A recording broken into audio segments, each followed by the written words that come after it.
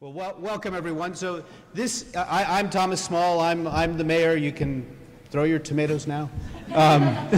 This is the third installment in our Prelude series as part of our general plan update. And I have to say, for me, it is like the most exciting thing, you know. And having this series of presentations is designed really to communicate that excitement about how to show how what we're doing in this work is going to be it's the blueprint for our future. It's the constitution that our city is going to be based on over the coming years and decades even. So the Prelude series is really designed to give us an idea from around the edges of what that process is going to be like, what planning a city actually is. And so often these discussions are from a pretty high level. Our first one was with James Rojas, who's for those of you who are there, who's a former planner with the city of LA, and he's developed this fantastic system of showing what urban planning, urban design is in a very tactile way with found objects. And then the last time we had Manuel Pastor, who is one of the people to talk about equity and inclusion in the design of cities. And tonight we have our own Craig Hodgetts, and I'm going to bring up my very dear colleague, Vice Mayor Megan Sally Wells, to introduce Craig. Thank you, Thomas, and thank you, everybody, for being here. It is lovely to see all this community interest in mobility. How many of you love traffic?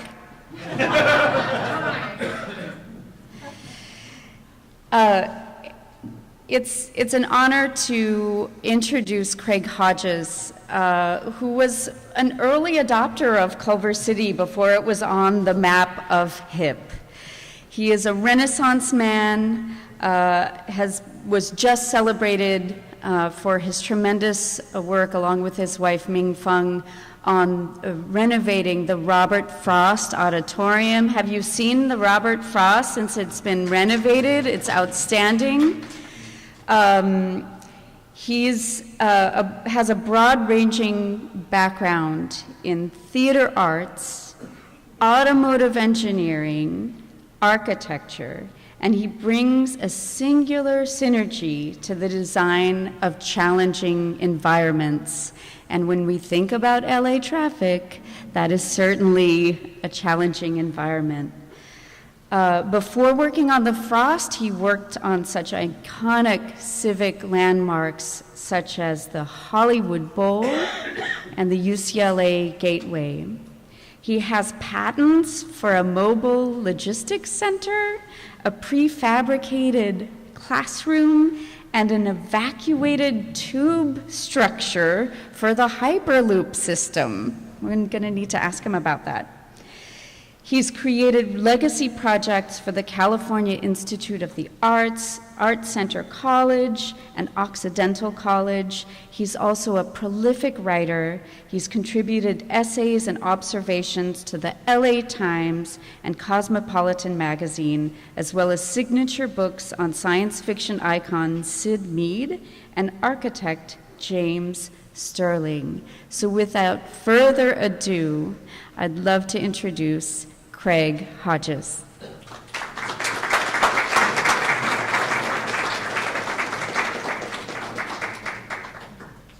Nice job, Megan. That was okay. I like the inflection. That was good. You know, I've gotten to know Mayor Thomas Small over the past couple of years. Oh, I've got to do that. I've gotten to know Mayor Thomas Small over the past couple of years. And as I've watched him and his enthusiasms begin to kind of infect people's expectations, and mine as well, it's really an exciting time to be in Culver City. And we had not, as Megan just pointed out, there's a lot of feedback on this. We had not expected anything of Culver City when we moved here. And finding that there is such a progressive mood abounding here is inspiring. And I'm sure that's why so many of my colleagues have moved here over the years, and other media, obviously. So without further ado, I'll start giving you a little bit of prelude. I did this just so that people who are unfamiliar with where I'm coming from, in a way, in terms of our architectural practice, I just have 4 or 5 slides to show you, which I'm not going to dwell on. But that's the Hollywood Bowl, and we built the entire structure. Our pride is that most people don't know it's an entirely new structure, because we tried to memorialize what was in people's memories. This is a performing arts center in Menlo Park, up north of Sacramento. This is a hotel project we're currently working on in West Hollywood. And this, of course, is the Frost, which was so close to our hearts. It's an unbelievable project. The transportation wing of my enthusiasms really started here in New York Magazine in 1980, when my partner and I, Lester Walker, were working with the publisher of New York Magazine. It had just started. He was looking for something to, well, today you'd say, make people click. So we produced this idea for a bus that eats cars.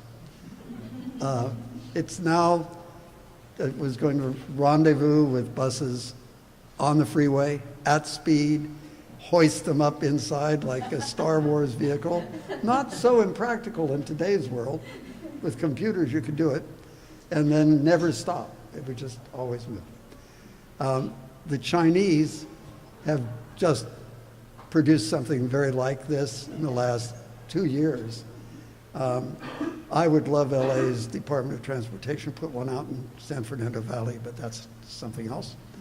And we've also worked with Metro on the Rosa Parks interchange station.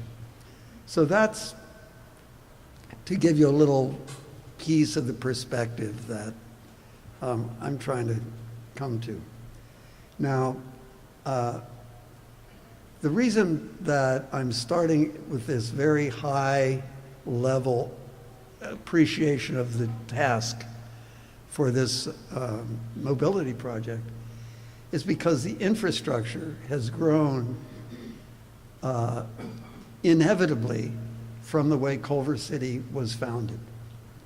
And there are some genetic sort of touchstones for that growth, which go all the way back to prehistory and the Romans. This is a Roman military camp. You can see it's rectilinear.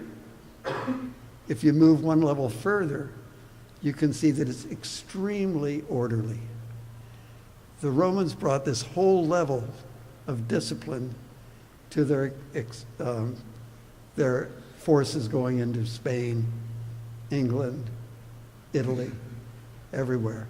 And this had a lot to do with bookkeeping and regimental order, because you could very easily identify who was who in a grid. A grid gives you addresses. And so that matter of addresses got carried forward into some city plans. This is Padua, Italy, which grew from a Roman military camp. And those of you who have seen Spartacus will recognize the kind of way that military operations were organized in blocks. We look at that, we think, what? This is crazy. All these soldiers lined up just all ready to get spears through them. It had to do with order. This was like a crazy idea to make everything orderly. Where the fun was around the periphery of these cities. The funny stuff was on the outside of the orderly stuff. I think that was so interesting, that the monumental things which broke the rhythm were scattered around the exterior of that grid. And so in certain cities, they became embedded, but whole cities were built in just this fashion. This is a Roman city called Timgad, and this is the actual foundations of the city. It's hard to believe there would be such exactitude. Now, in Rome, this was for the hoi polloi. In Rome, they did not care about order. They cared about fun. They cared about creativity. They cared about a culture. They weren't extracting taxes from those other they wanted to extract the taxes from their expeditionary places, but not so much from Rome. They were just enjoying the fruit. So you can see this huge contrast in terms of order. This is Noli's famous map of Rome that takes the public spaces and the masses of the building and highlights those. And you'll see that public buildings were not in a structured grid, while lesser buildings were far less disciplined. So another shot, this is from Cleopatra.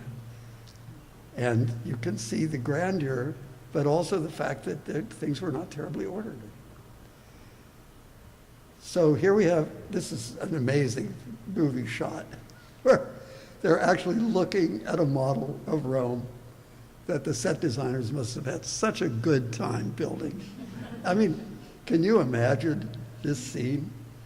And of course, this is another movie scene. So almost the only way that I found, and I was really trying to find images of lifestyle in Rome. And it turns out the movies are probably the most heavily researched aspects. So I found these various images. So you can see the relaxed demeanor, the lack of rigidity, the kind of easy lifestyle, which was theirs in Rome. Now, some of that order was also utilized to focus energy on the central government. And here in a place like Palma, this idealistic map was actually built almost exactly into the city of Palma. But it turns out that radial organizations, they're very, very good at giving you a sense of the center of who you are, but they're not particularly good for transportation, for organization of various things. Sometimes you've got to deal with things that are constantly bigger and you can't keep growing infinitely, and so forth. So what happened was a more casual arrangement in the medieval era. This is Carcassonne. Anybody been to Carcassonne? Is it not amazing? It is. I mean, I'd move there in a second. Too many tourists. Well, that's true, too many tourists. But it's an amazingly comfortable place to be. And it, with wireless, they could do all your business there. Now, this was not just a European problem. The Chinese had very much the same deal going, except in reverse. This is so interesting. The imperial city in Beijing was all rectilinear, and everything around it was a mishmash. So they must have had a very different way of keeping track. The grid allows you to keep track, but I don't know how anyone would keep track in here.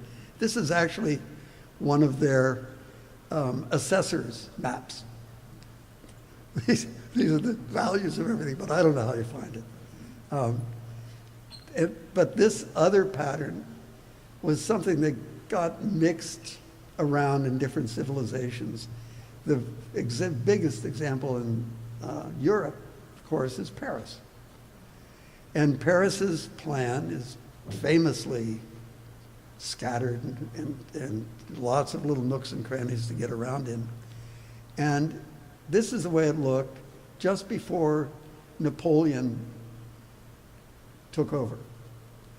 And this is what those little alleys looked like before Napoleon came over. And this is what it looked like while Haussmann was revamping the entire city. This was by imperial decree. And this is the part of the point of why I'm talking to you guys. Because Napoleon wants it, he gets it. And when he hired Haussmann for this project, he sent his emissaries out to interview various candidates. And they came back and they said, you know, this Haussmann guy, he's so arrogant, and he would be a nightmare to work with. And he's an unpleasant person. And Napoleon said, great, hire him. He was the Bob Moses of his day. And he ramroded through this pattern through Paris. They just ran a bulldozer through there and cut these channels, which today are all the grand avenues of Paris, and they are what give Paris its character. Now, just before that, I've got to place this in time. This is in 1812, 16, something like that. Can you hear? I'm sorry, this rings so much, it's a little disturbing. You're okay? Just before that, the U.S. was starting to get going, and William Penn came to Pennsylvania, and he said, you know what? I want Philadelphia to be like this. And he laid down this grid. Now, it turns out grids are really great in foreign places because you can sell land from afar. You can divide it up. It's very efficient to survey. It's very practical way to go. And I think from Penn's point of view, being a Quaker, every corner is more or less equal. You want to put a little tobacco shop on this corner, a butcher on that corner. It's a diffuse kind of idea of city planning. And it was so popular that, of course, when Jefferson became in the government, he decided that the entire country should be mapped as a grid. And so this is a little piece of one of Jefferson's maps. This is right around Cleveland in the Western Reserve. And as this picked up steam, the commissioners in Manhattan got wind of a grid. It's only, how long did it take to go 150 miles in 1800? A couple of days? So the word about Philadelphia's organization might not have gotten there so fast.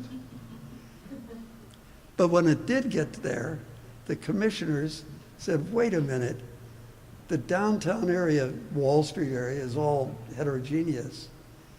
But what if we created a grid for the whole city?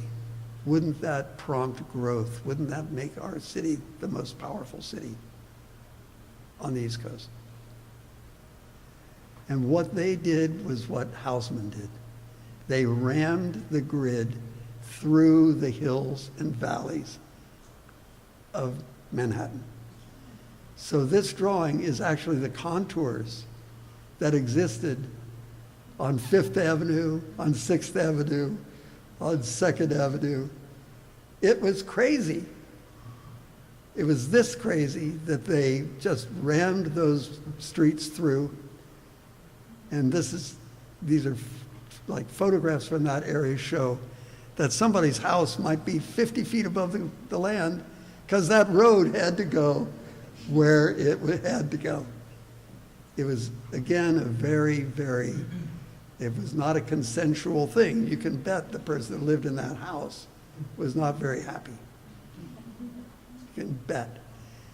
But that became the powerhouse for New York.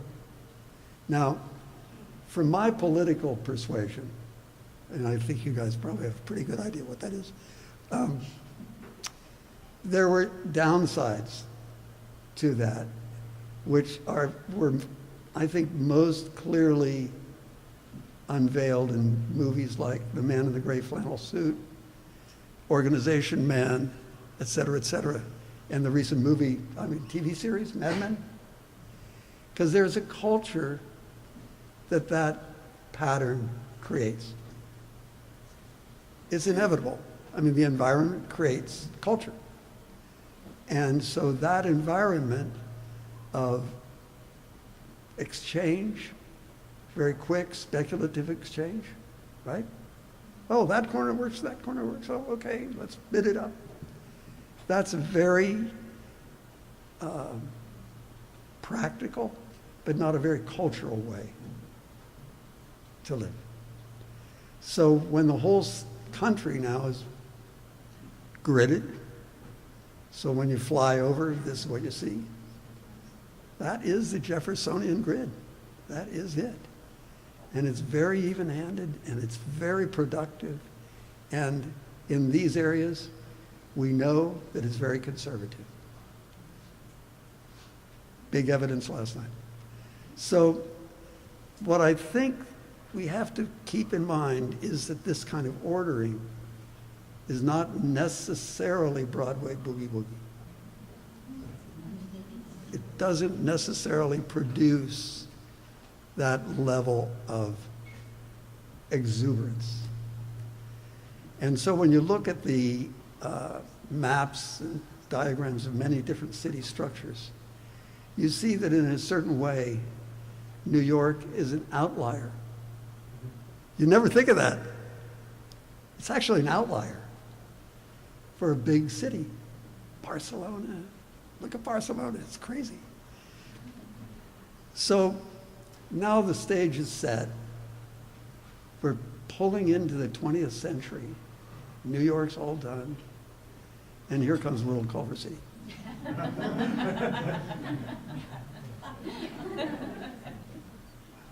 Right? It's this little podunk place. You were just talking about the roller drum, right? There it is. And it was such a, such a remote location in LA. It was totally the opposite of these intersections in New York, which were so productive. But here's what was happening. There was a conjunction of all kinds of forces, much like today's internet, Steve Jobs, et cetera, et cetera. At that time, of course, it was electricity and electric motors, which allowed you to be productive, not just where there was a river with all this stuff, but anywhere. And there were telephones. There were telephones. And this is just in 1895. And it's 1890, I'm sorry, it's right up there, and I lied to you. So what the telephones did was eliminate lobbies in architecture. You didn't have to go and sit and wait for a couple of hours or even days if you were selling, hair pieces. You could make a telephone appointment and get off the train, go there. The other thing that came about, and this is what fueled Culver City, is the kinetoscope, the movies. And that conjunction of communication, movies, electricity, all of those things was like jet propulsion, right? Very powerful. So the grid in New York, for example, given the telephone, given all of that, guess what was the most highly developed element in New York City plan? You see where that green stuff goes? It's going right along Broadway. It was the aberration that attracted everybody. It was the anomaly. That's where development went. So interesting, huh? So what do we conclude from that? I have this idea that when Culver City started, it was at a very precocious time, a time when being unexplored, not having a lot there, actually encouraged these new technologies to kind of rush in. So here's the Ivy Station. Is that too much? I mean, it's too much. That's the Ivy Station. But so I'll come back to this map, which is pretty interesting. Let's see. Can you see the oil fields here? Okay. Yeah, and there were lots of oil fields around Beverly Hills, et cetera. A lot of this is oil, and of course down in Venice. And so the oil fields were disruptive. They just took over a whole area. And airfields, Cloverfield, needed a lot of area. And so many of these things were like land banks. They kind of protected great swaths of land from being developed. In particular, the really happy marriages were between oil fields and movie studios. They actually were. I mean, there was a synergy there. The movie studios needed all this land, the oil people needed all this land, and lo and behold, that's what happened. Culver City at this point was characterized by a lot, even more discontinuity than there is today. You see this red line there? And it stops right here at Washington? That's La Cienega. It didn't run through. It just rammed into the city. So there was like this discontinuities were abounding all the way back when the city was just being started. And activities like auto racing, I'll show you later, you can still see the print of where the racetrack was in the Culver City plan. So the auto racing took over a big chunk of land. The red car then came in, and it was so great that you guys put this on the poster. I thought that was neat.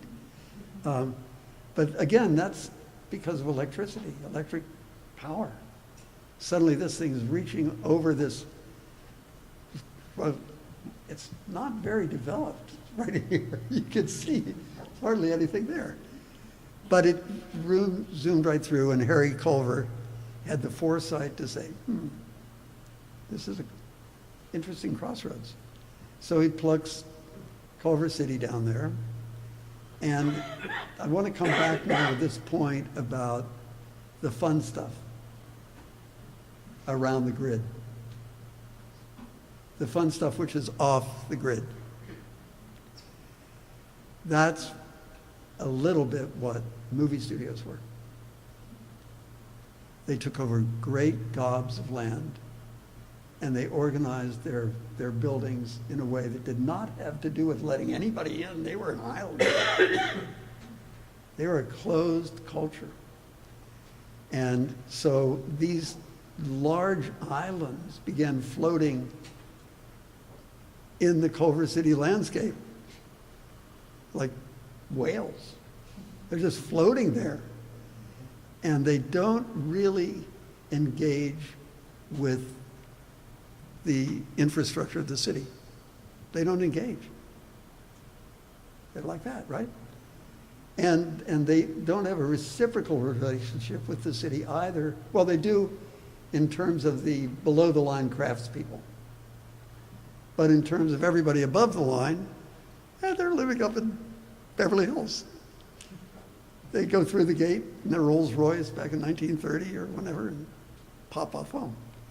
So these self-contained islands had little or no impact on the creation of the street network, which characterizes Culver City, right?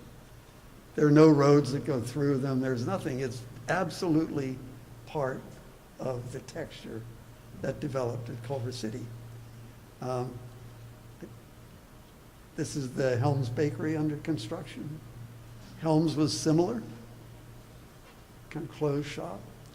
So finally you get to a city plan which is really composed of these big drive-in theaters, racetracks, movie studios, oil fields, all of these larger-than-life components, which then you have to thread your way around in between in order to get anywhere. So my sense is that these unique conditions help to create a cultural kind of quality of Culver City as an island unto itself, which contains these very large things. And in a way, if you thought about a kind of medieval city or something, these walruses that are around the city are like Piranesi's map of Rome. They're just chunks. And those chunks are the city. And so I have a sense that you either love it or leave it. Because there's an inevitability to what it is. It was not laid down by some deus ex machina. It was not laid down as an intellectual construct. It was laid down as an incremental kind of development, which gave, in my mind, the gift of all of these more or less self-contained, quiet neighborhoods, which proliferate. They are what Culver City is. It's as quiet, self-contained neighborhoods. And so I'm not sure that the conventional wisdom of transportation planners, and one of the things I said, Thomas, when that gridlock thing was that the idea of making it easier for cars is like a drug. It's an opioid. It seems benign, but in the end, that formula may not be the one that you want to follow. Things that are very, very orderly work really great when everything's very, very orderly. It works if everybody's in harmony. Right? But then if these guys kind of break down, they get into a different kind of behavior, right? And you start to get gridlock. Now I have to make this work. Let me see if I can do it. Because I really want to show you this. What do I do? Just be patient 1 minute. You'll like this. Oops. Oh, no. This is not my computer. Maybe I can't make it work.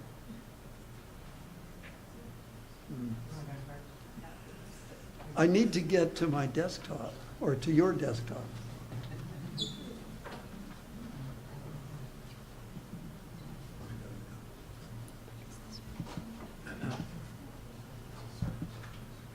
Oh, it wouldn't be on your desktop. No, is it inside the presentation? No, it's not. It's in my presentation. Forget it. See, my technology got changed. Press that one right there. Yeah. I'm sorry. Ming and I were in Vietnam, which I highly recommend. Is that big on the screen? And we filmed a pool full of carp swarming. Most beautiful thing. A pool full of carp. A pool full of carp. The fish in the presidential palace in Vietnam. And their behavior as they swarm is another paradigm of transportation. And in Vietnam, there are almost no traffic lights, and the vehicles just swarm the corners, and nobody ever has an accident, and it's all dependent on human intelligence. So they're the fish, but I can't make them move. And when they move, it's beautiful. Believe me, it's beautiful. So with sensing devices and so forth and so on vehicles, some of the transportation planners are saying, well, maybe we don't need stoplights anymore. Maybe we don't need any of those things because my vehicle knows if something's coming here or here, and I just scoot across. And that seems to be, right now, the lore in the transportation industry. So this semi-crisis state, I drive Washington Boulevard every morning, and it's crowded. But I get to work, and I'm listening to NPR. Catch up on everything. And then, of course, Elon is talking about making another center at Culver City itself. And of course, there's a do or die question here of whether Culver City becomes a kind of hybrid of advanced technology, or, I'm glad you like it, or whether it just plunges into that arena and does more than put a Band-Aid on its problems. Right? If it takes the big step and becomes something that is state of the art, and becomes in a way a prototype for the nation. There are many of them in Europe, in the Netherlands, in Finland. This stuff is going crazy. And so it seems that it's on the verge of becoming a practicality. And these guys, it's Darwinian. It is, don't you think? It's absolutely Darwinian. I just can't imagine a better way to map where people go than to see where the birds are dropped off. It's quite amazing. So what I'm thinking is it'd be a great idea to hook your city up to the, what do they call it, the cloud? And let the cloud begin to take control of some of your transportation issues.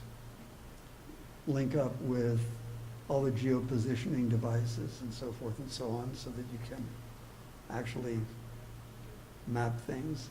This is a curve of 20 years. I'm not talking about tomorrow. And rely on, something up there in space telling you where to drive. Let it go. Give it a chance. Join that community and become a member of that world. There you go. That's it.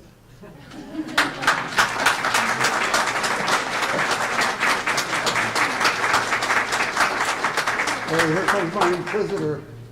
Okay. So I'm going to ask Craig a few questions, and then I think after that we're going to open it up to everyone else.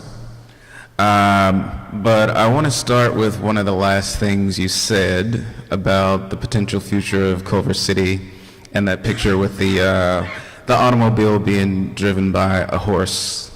But basically, you said the future of Culver City could go one of two different ways. We could be some type of hybrid, or we could jump whole hog into the automated future. And as I know a lot of people in this room, I think there's real interest in exploring that hybrid option a lot more, because I think one of our concerns around traffic is, as you said, not necessarily leaning towards the accepted notion that getting people places faster is better, but how do we get people out of their cars? And I'm curious, I know we have a lot of bikers in the room. I'm a walker myself, almost exclusively. I'm curious about your thoughts about ways to properly merge the advanced technology that we see coming out with automated cars and a desire for more active transportation and active transportation infrastructure that supports pedestrian bikes, e-scooters, and e-bikes, which we will be seeing very soon. It's a really good question. And I obviously, I don't have an answer, but I have an attitude. Use your mic. Okay. Maybe it won't have feedback this way. So I don't have an answer, but I've very much got an attitude. And my attitude is that in the same way that children intuitively begin to respond to the face of an iPhone and they explore it in a kind of native way, that one approach to keeping the sanctity of the neighborhoods, which I really think is important. I truly, truly think it's important not to invade those neighborhood areas with traffic, is to rely upon something that will help get automobiles off the street and through traffic out of there. And so I'm kind of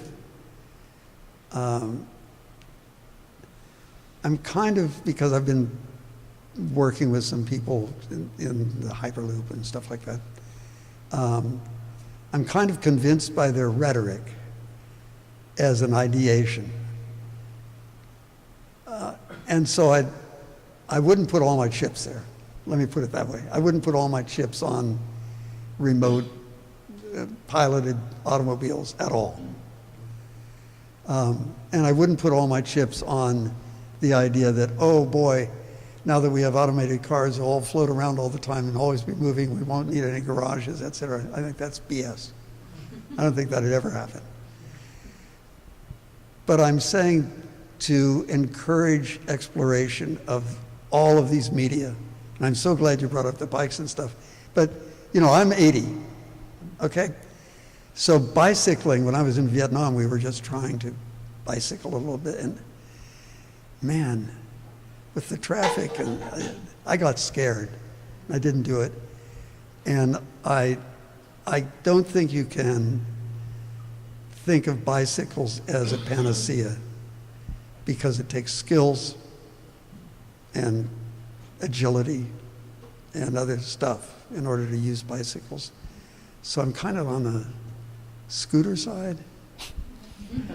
No judgment. What's that? No judgment.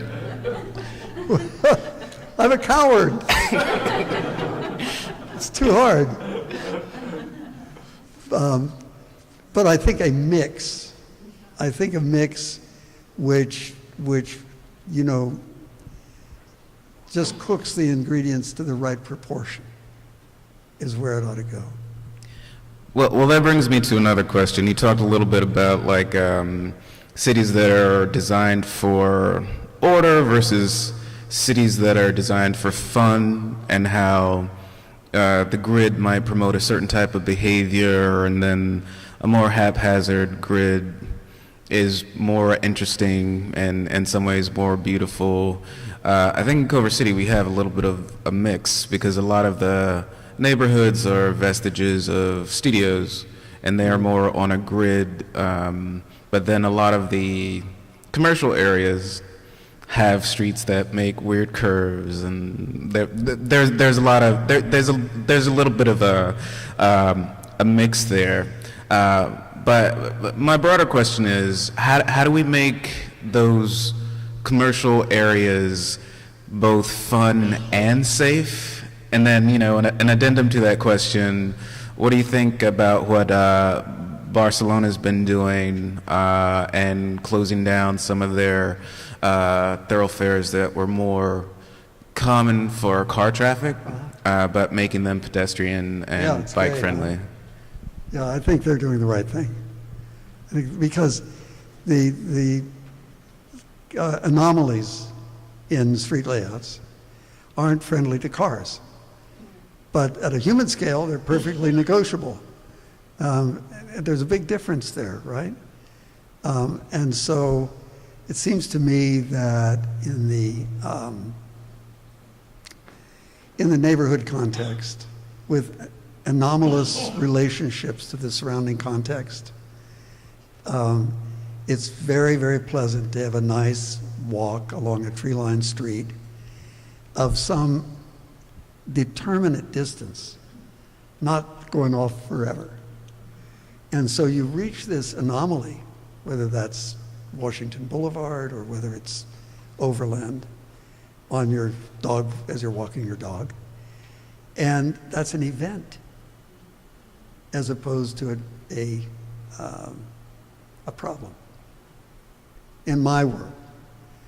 And so what I would want to do as a planner would be to celebrate these enclaves, let's call them enclaves, which have different character and which are knit together by an infrastructure, and do everything you can to preserve the character of those enclaves.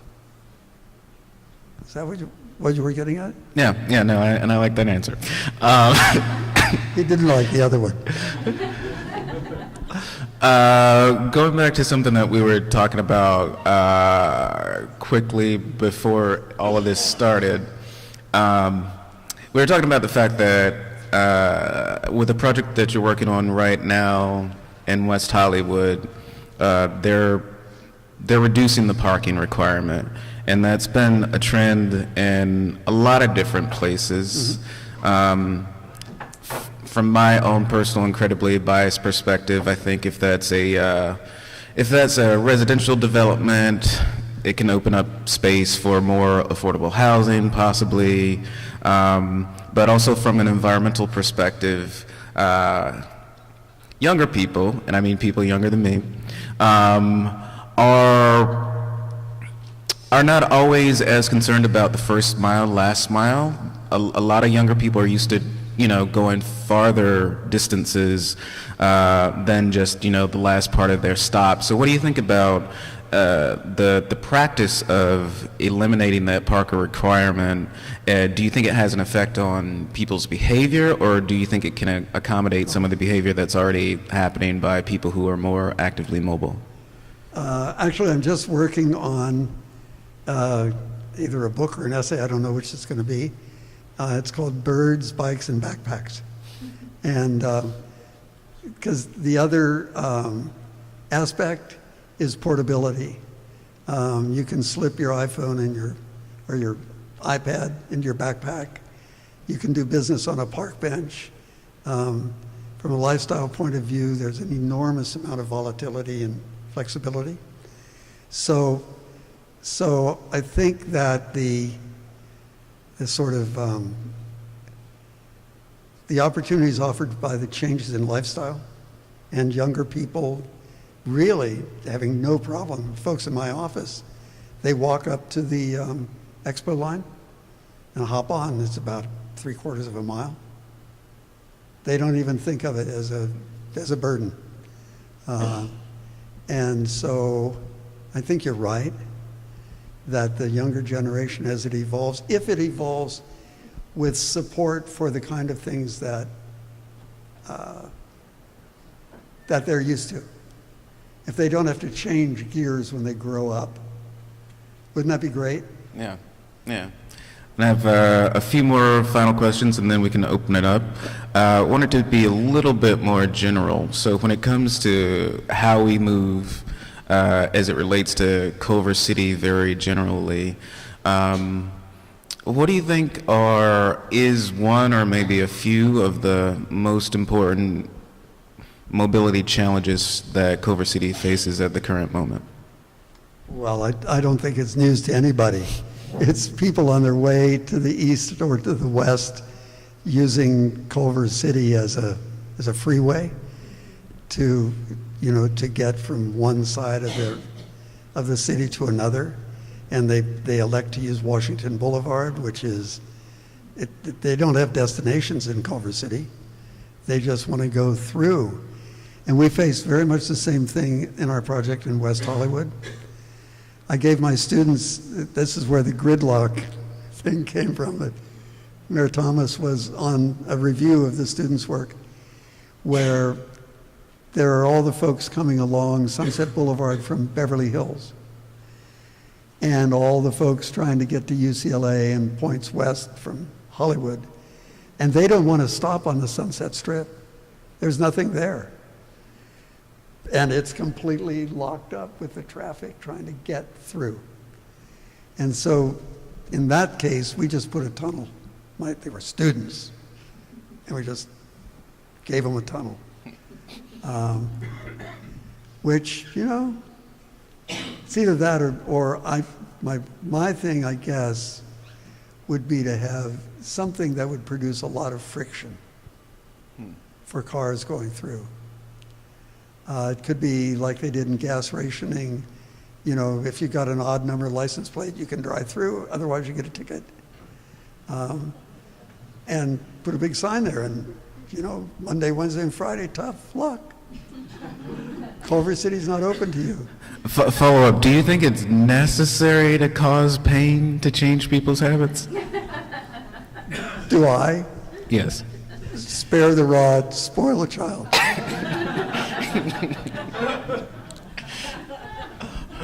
Okay, and this is going to be my final question, and I guess we can see if other folks in the audience have questions. But when we talk about transportation and mobility a lot these days, a lot of people talk about equity in general, and a lot of the public transportation that bisects Culver City is mostly used by low and middle income people and seniors. But from a long-term sustainability and planning point of view, in order to get more people out of their cars, it would be better if everybody used them. Have you seen any strategies and developments that you've worked in, or cities you've visited across the world that have successfully sort of changed that dynamic to make mass transit less of a class-defined mode of transport as it is in Los Angeles County, and something that more people see as a viable way to get to where they need to go? I think it has a lot to do with what you've become habituated to. My students are 100% from Asia, Turkey, places where they have mass transportation that works. And it is just part of their habit. They don't even think twice. So most of them don't have cars that were in the studio I was doing out at the Hughes property. They took the expo, and then they would walk from that station at Jefferson and La Cienega to our location. And that was very normal for them, because it was normal for them in their homeland. I think it would be very, very difficult to get people in the habit when it's so inconvenient. Do you know what I mean? That's a real mountain to climb. So the last mile thing is probably the big kahuna. And clearly the bird could go a long way. What do you think about opportunities of activating Bayona Creek to try to facilitate some of that? I think that would be great. Yeah. Great, fantastic. Okay, I'm done talking. So if other people have questions, we have 2 microphones here on either side. We can have people line up.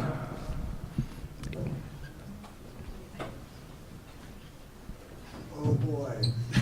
And we'll just go back and forth. And Craig, I'll let you call on whoever you'd like to speak next. Okay, sir. I just have a quick question. I'm down a car, and so I've been doing more walking and biking and that kind of thing. And I'm realizing that the city has lots of safe streets or potentially safe streets to bike on that are residential streets. And they're great, except for the hours of maybe between 4 and 6 when they just get overwhelmed by cross traffic. So do you have any thoughts on ways of keeping those enclaves safe and adding friction to those areas for cars? In the Higuera district, they've got those silly little turnarounds. I don't think they're very effective, and I don't think that's the way. I'm not an expert at all, so I don't know how to protect the bike riders in those hours. Do you have an idea? You must. Well, not one that anyone would like, but you could. But, you know, we talked about having cameras in Culver City that would take pictures of people's license plates as they went through. But you could do something like that for neighborhoods that would allow residents in and give a ticket to someone who was not allowed to go through. But I have a problem with that from a privacy standpoint, but from a keeping people out of a neighborhood standpoint, there may be technology ways to do it. Yeah. Yeah. Well, doesn't your garage now at City Hall operates in that way, doesn't it? All of the garages do. Yeah. It's remarkable the way that works, so maybe that's an idea. Thanks. Hi, I wanted to go back to Bayona Creek. As I was looking at your presentation, it occurred to me that Bayona in a way is a moat. Yes. Right? And you showed pictures of cities that were literally moated off and also cities with waterways. And as they grew, I'm curious what you've seen in terms of opportunities or solutions around moats and waterways.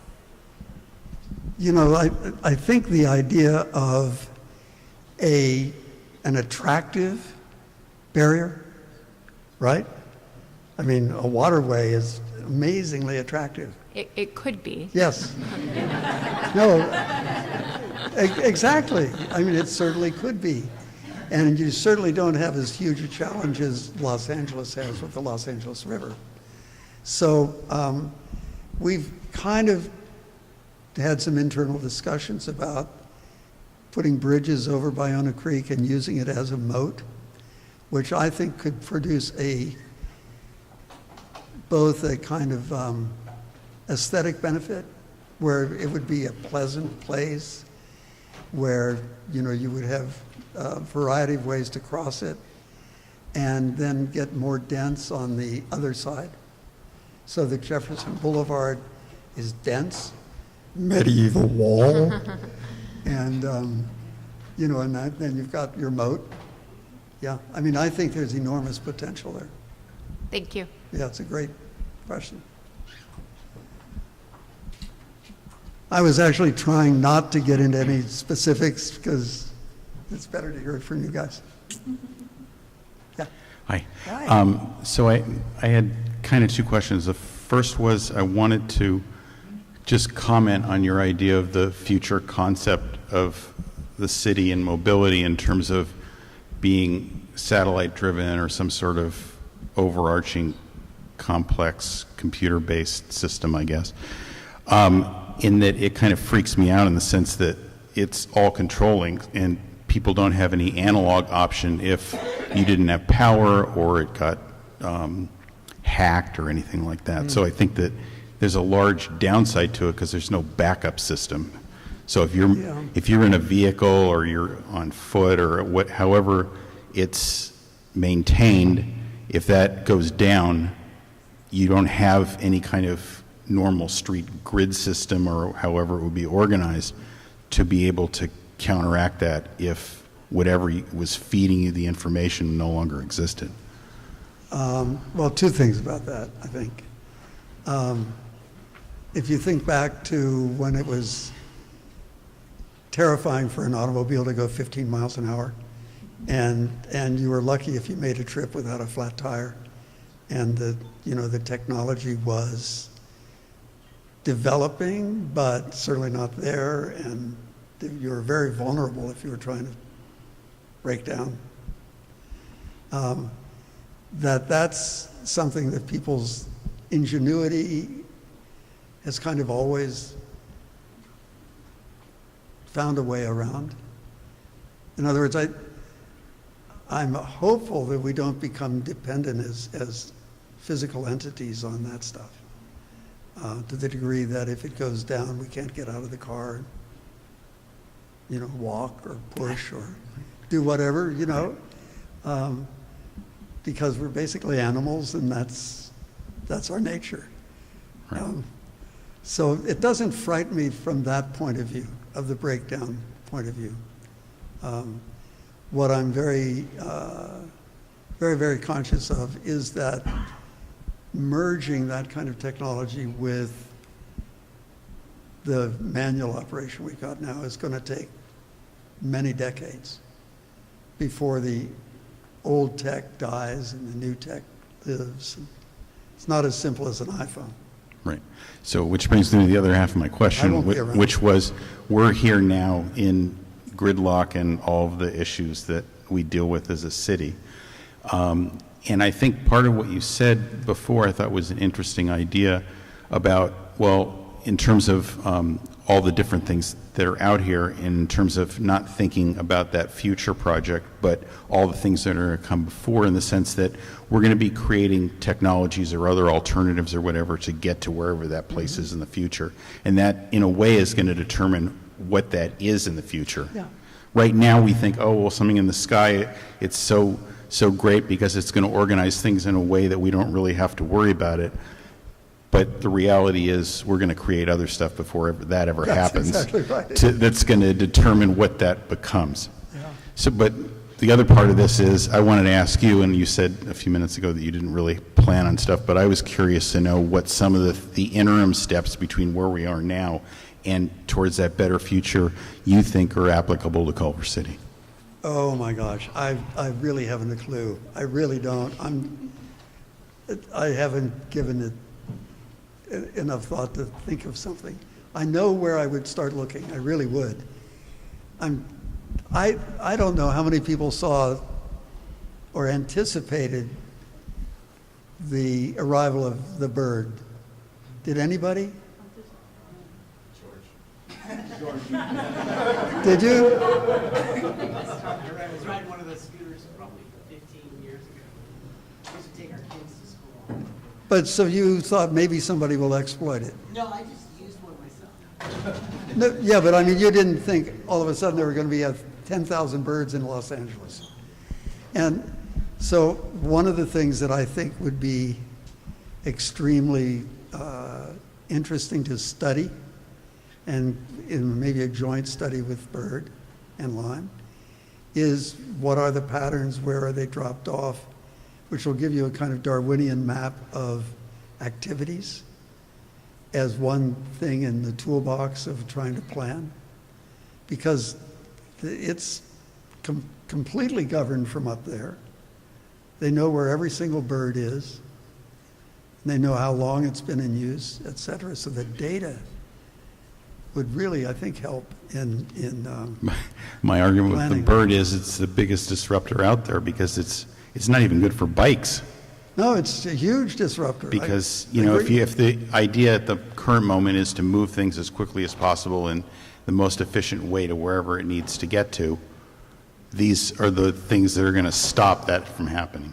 Yeah, but this is exactly part of the, but it's part of the sort of, how do you say, the puzzle about those electric scooters. that they are instantaneously adopted across the board, and with no advertising, no incentives, no anything other than utility. And so it's got to be telling us something about the sort of path to discover what might work. We are doing that study, by the way. Elaine's not back. But we are doing that study. We have a partnership with the Harvard Behavioral Insight Group and have a grant to do exactly that study. And Fantastic. I had a conference call with them last week, and Elaine, Gary, Warner, and our study. That's exactly what they're studying, is where they're all going and how are they being used, and how much, what can we do to nudge it to help it be something that will maybe get some cars off the road. Yeah. The last mile thing. Yes, sir. Yes, I have a kind of comment/question. I see that, in Culver City, the service streets were designed by the transportation planners to handle a certain number of vehicles, which we exceeded long time ago. And in order to really embrace these new technologies, these new, more efficient ways to move around, I see that you need to find, or where's the space on the surface streets going to come from? Because I can't see that you can't make space unless you first limit the number of personal cars that are in the city. So where are we going to find that space? And obviously, I don't have the answer to that. But I think you put the problem very succinctly. That's the issue. So it's chicken and egg. You have to determine the load, right? And if that load can't be met, then you have to devise some draconian measures to shoo those things away.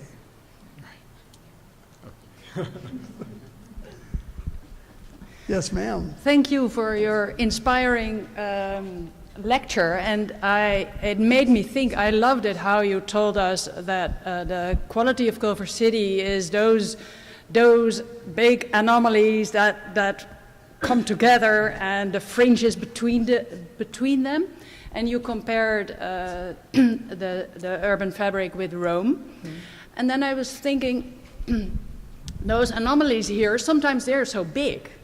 They have a scale that fit with the cars, but walk-wise, I would like to go on with those differences and make them bigger and stronger. The light at night, sun-kissed, lights up differently than Higuera. But I would like to also enable more cut-throughs, like in Rome, where there is such a fine network through all those weird areas. And not for cars, for birds, we don't talk, we will see, they fly. But I think, couldn't we also try to see studios? To me, it is from abroad, they are so private. Do you agree, or do you think that's a quality that we should embrace too? But I think you would have a very hard time fighting the business case for them being very private, because of the competitive nature of film production and their need, or their felt need, to keep their work private. I think unless you were just get Elon Musk to dig a tunnel under them, but then it'd be a boring tunnel. Then the fun is gone. Yeah. No, I think you're exactly right. You circumnavigating the Sony lot as a pedestrian. Oh. But also the cemetery, and also the oil fields, and also the car dealers' world. It's all so huge. Yeah. No, it's all true. But okay, yeah. Yeah. Yeah. So you put your finger on what is one of the really big problems. Yeah. cutting through them. I guess we're going back and forth. Hi. Hi.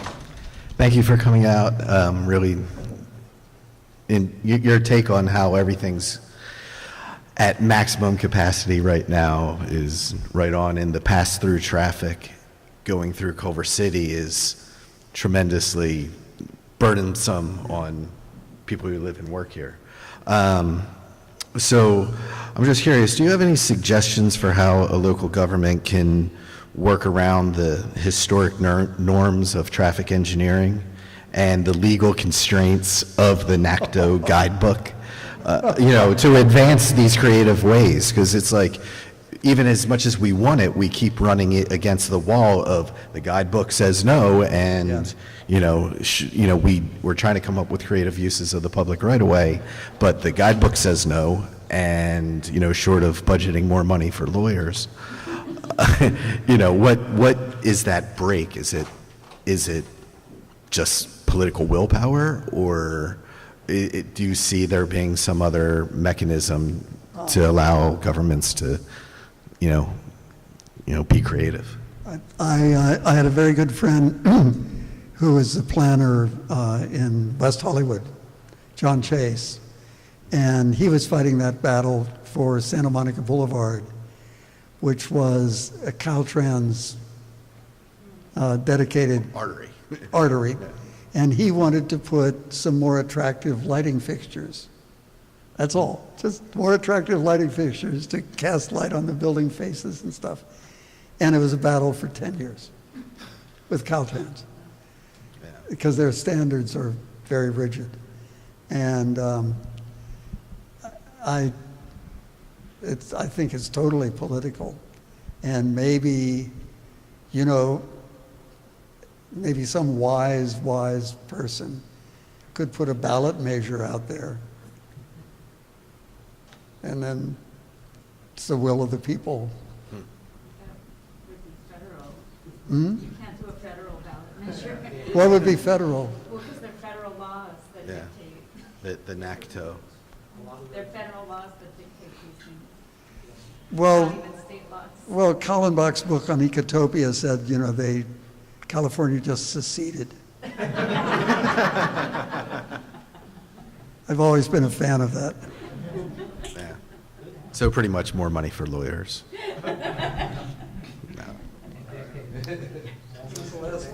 Yes. Hello. I'd like to thank you for the history lesson. That was awesome. I really dug that. Two comments that are also questions. A lot of talk has been said about the bird and, kind of a bit controversial, but they're really good for the first mile and last mile problem. America has always kind of had their metro systems very poorly designed, or we're always kind of trying to catch up.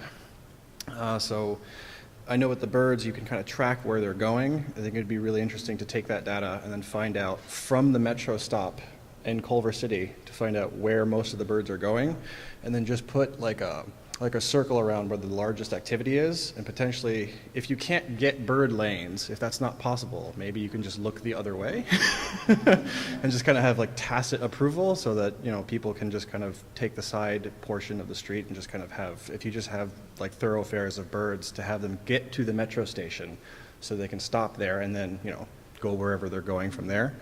I don't know if you could consider that, or if that's even a possibility, but I'd hope you would. And the other thing is self-driving cars are great. I don't want to denigrate the technology, but they still have the problem of mass.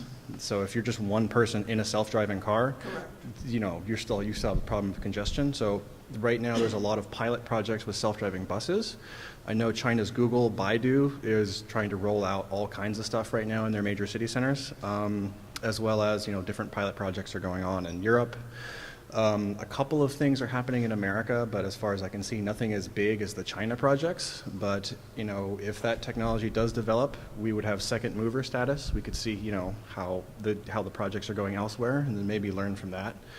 Have you considered self-driving buses or bird lanes? I don't know if it's been clear to all you people. I don't have a dog in that fight. My speculation is this purely has no home base, as it were. so I write about stuff, but I don't have my hands on being able to kind of carry through on your ideas, which I think those are good ideas. I think establishing a zone that is where drivers are cautioned, and it's like and it is legal to put speed limits, isn't it? No, yeah, that's right. Ooh. Oh my goodness, not all of you. Yes, okay. Where'd my water go? Yes, sir. My question has to do with metamorphosis and capacity. And some of your examples were some of the great cities of the world that started off in a grid pattern, and then grew from that, and they changed as well. Maybe their basic character remained in some way that attracted people to them in the first place. And we have kind of a unique problem here in Culver City because we are finite. We have a certain area. We're hemmed in by Los Angeles all around. So the metamorphosis has to come within our borders. And so I'm wondering how we can change. I don't know if we're going to actually double our population. Actually, I hope we don't. But short of that, and because we're such a desirable location, how do we maintain ourselves without sacrificing some of those qualities that we all really enjoy and move along with the times? I don't want to build a wall around the city. I don't think that's possible anyway. But what do we do in that sense? Because we can't grow out, our numbers are somewhat limited. And so what is the next change that we should undertake? Well, I'm just advocating for a very careful consideration of the values which are inherent in this community. The things which we all value, and planning with that as number one goal.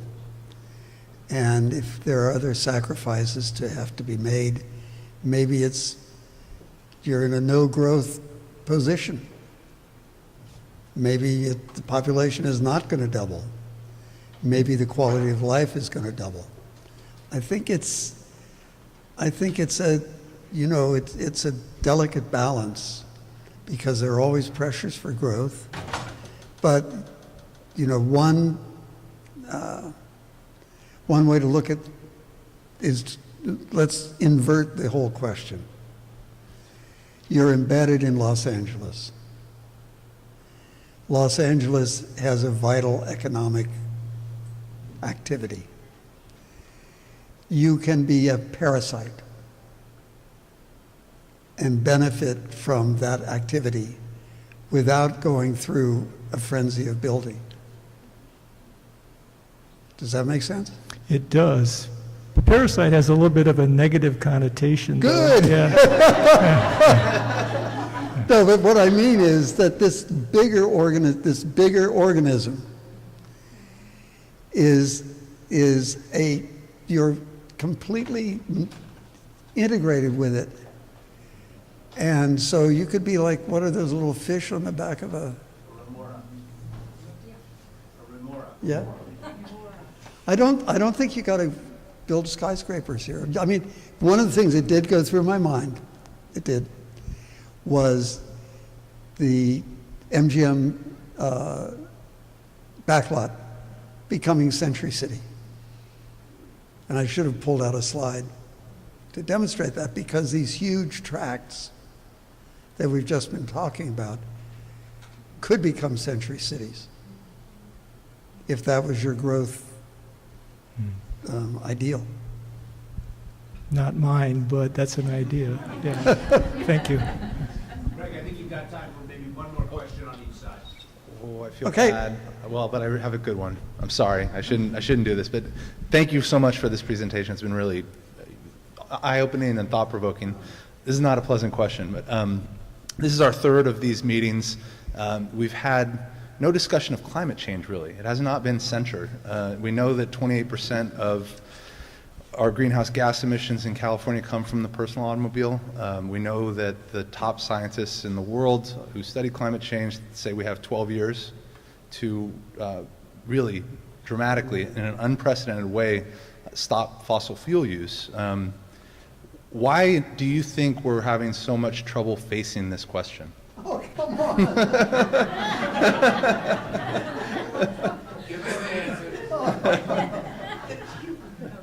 You're a thinker of big thoughts. I thought you might have a good perspective on, because something's wrong in our discourse, and I don't know what it is. Well, let's say if you just went to the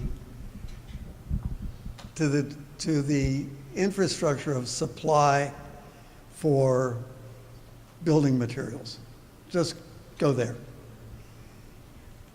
To transform that into a condition where roofing is, it anticipates solar collectors, let's just say, and do it as a generic thing rather than a specialty elective item, right? If that were the case, if I could indeed make a phone call and have my deal there, tomorrow without a building permit and so on, I might be motivated to do that. But there's so much red tape and so many questions. So I think the infrastructure has a lot to do with it. I really do. I think if there's a cost, like I did this math. I have an old Alfa Romeo from 1974. I love it. It's a really cool car, but it eats a lot of gas. And a few years ago, the traffic got to be nasty, and I said, I'm not going to drive this anymore. I'm going to buy a new car. And Alfa had just come out with their fire-breathing little T4 or whatever it was. And I said, well, that's cool. But I did the math, and I found that a electric Fiat, could be leased for less per month than I was spending on gas. And that's what I drive. It's completely convenient, frictionless to purchase, frictionless to drive. And the great thing, you guys that do not have electric cars, just think about this. When you're in traffic and your engine's going, like that, and an electric car, it's just off. It's just off, like your electric mixer is off when you're not using it. It's just off. It's just off. It's great. I'm sold 100%. Thank you. Hi, I wanted to, your talk was so interesting, and I really liked the emphasis on fun, that we should think about ways that environments can be fun. And I also really liked what the other person said about what can we do to find more space. We have a fixed amount of space. So I thought about my, I lived for 1.5 years as a child in Tunisia in North Africa, which had a big influence from, the Romans. And then I also had the chance as an adult to live in Northern Europe. And in both places, people walk a lot. And there are, people use bicycles and donkeys and things that aren't motorized. And the good thing about that is the opportunity for fun when you get to walk in an interesting place. It's also very good for the health. I've just become a walker starting in July. So I have a personal interest in making Culver City more walkable. So I was thinking after this man spoke about our alleys. We have lots of alleys, and they're not used very much. Sometimes people go down an alley in a vehicle, sometimes they're walking in the alley, but I was wondering if you have heard of any examples of alleys being changed into places that are used.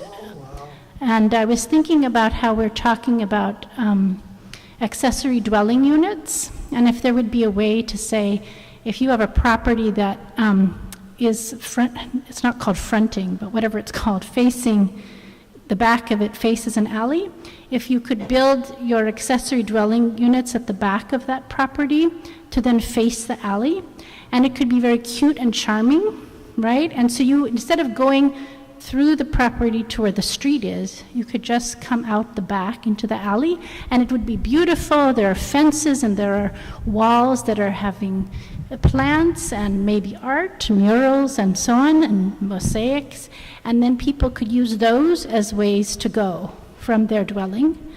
And the tricky part is once they get out of the alley, which is no longer a typical alley, but a really great alley, then they come to the street where all the cars are going like this, and it's, perpendicular, and how can they go there?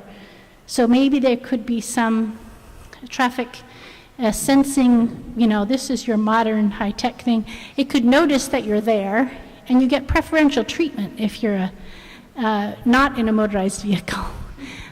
Because the thing I don't like about the birds is, for people like me, I need to move. I need the exercise, right? So there are plenty of slim people that can go on the bird, and that's good for them. But for the rest of us in the United States and in Culver City that are obese, we need to be finding ways to use our bodies and burn calories. So have you heard about any places? Yeah, this is a great vision. And in Venice, Venice has walk streets and then alleys.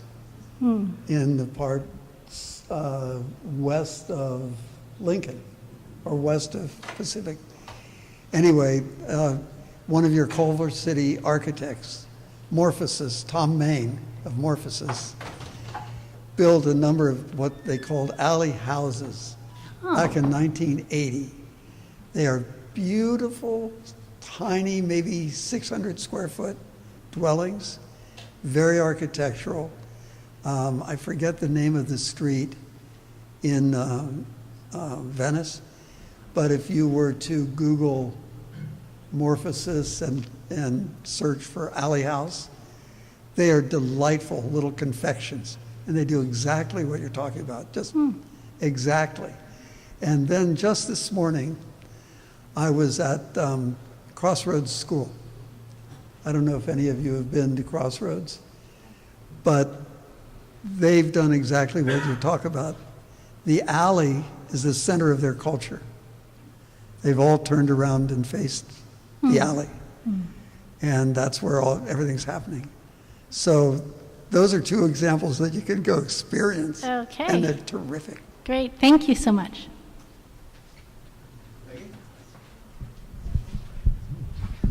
So I'm going to quickly just close this out with a last framing thought. First, with great thanks to our mayor, Thomas Small, to our colleagues, Alex Fish and Daniel Lee, for his outstanding questions. Obviously, great thanks to all of you for being here and bringing your questions and thoughts and creativity. And of course, to Craig Hodgetts as well. It's interesting, throughout this presentation, we were talking about the Roman Empire and housemen and maybe, big technology in the sky. And I know you're an architect, so we're looking at from the architect's view and how are we planning our cities to get around, and what are, who are these people who are making these decisions for us. It occurred to me what a wonderful thing it is, and what a different thing it is to be here together, really kicking off our general plan process, because it is quite the contrary from Napoleon.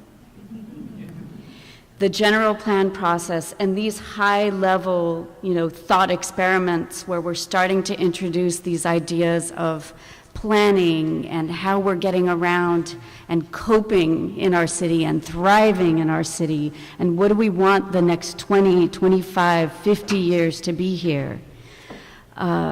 It's very much centered on your voices and bottoms up and grassroots.